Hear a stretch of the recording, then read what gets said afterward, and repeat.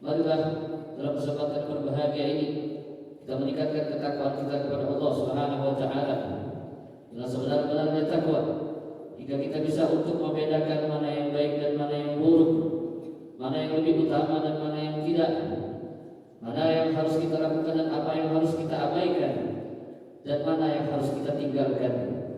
Wattaqullaha wa yu'allimukumullah wallahu bikulli syai'in alim. Dan bertakwalah kalian kepada Allah Subhanahu wa taala, maka Allah akan mengajarkan kalian, dan Allah Subhanahu wa taala Maha mengetahui dengan segala sesuatunya. Ma'asyiral muslimin rahimakumullah. Alhamdulillah, setelah kemarin kita melaksanakan ibadah salat Idul Adha, kita berada pada hari tasyrik, yang mana kita disunahkan untuk berkurban sebagai seorang muslim. Berkurban adalah ibadah yang sudah dilakukan sejak zaman dahulu, sejak zaman Nabi Ibrahim alaihissalam, bahkan sebelumnya. Karena ibadah kurban adalah ibadah yang sejatinya adalah rasa syukur kita kepada Allah Subhanahu wa taala, dan ada nilai sosial yang tinggi pada ibadah kurban tersebut.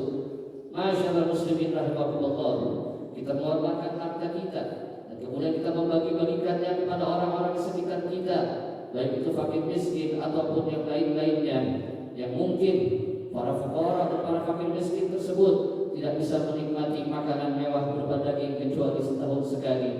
Ma'asyiral muslimin rahimakumullah, di antara fadilah dan keutamaan berkurban adalah ibadah kurban sangat dicintai oleh Allah Subhanahu wa taala. An Aisyah radhiyallahu anha, anna Rasulullah sallallahu alaihi wasallam qala, "Ma 'amila adamiyyun min 'amalin yawmin nahri ahabba ila Allah min ihraqid dam. Wa innaha la ta'ti yawm al-qiyamah bi quruniha wa ash'ariha wa adlafiha wa anna ad-dama la yaqa'u min Allah qabla an yaqa' fil ard fatibu biha nafsan."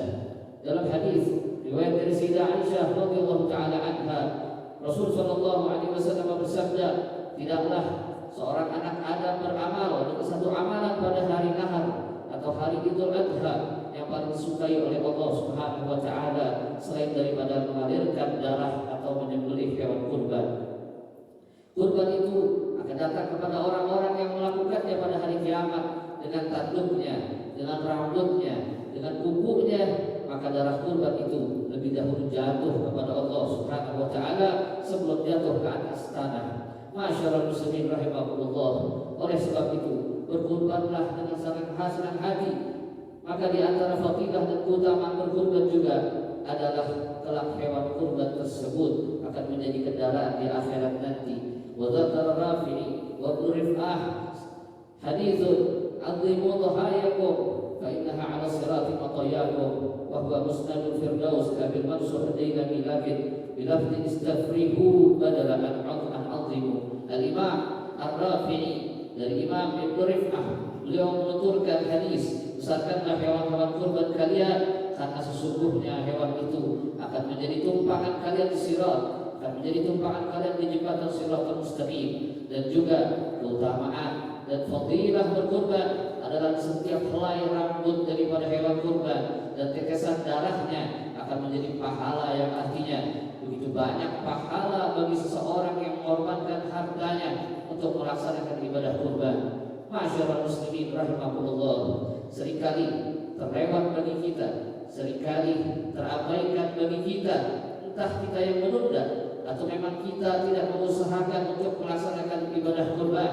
Padahal harga HP kita hampir sebanding dengan seekor kambing, harga motor pun jauh lebih mahal dari seekor kambing, yang artinya jika seseorang ingin niat dan mengusahakan, maka ibadah kurban pasti akan bisa untuk dilaksanakan.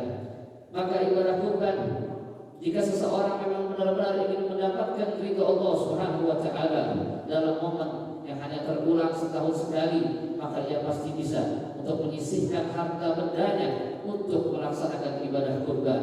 Ma'asyiral muslimin rahimakumullah, untuk fadilah kurban dan keutamaannya tentu dengan hadis yang disebutkan kita sudah saling mengerti.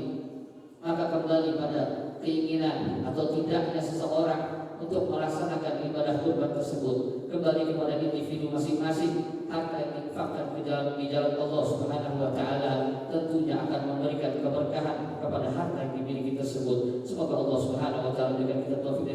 wilayahnya untuk selalu bisa melaksanakan perintah Allah dan menjauhi larangan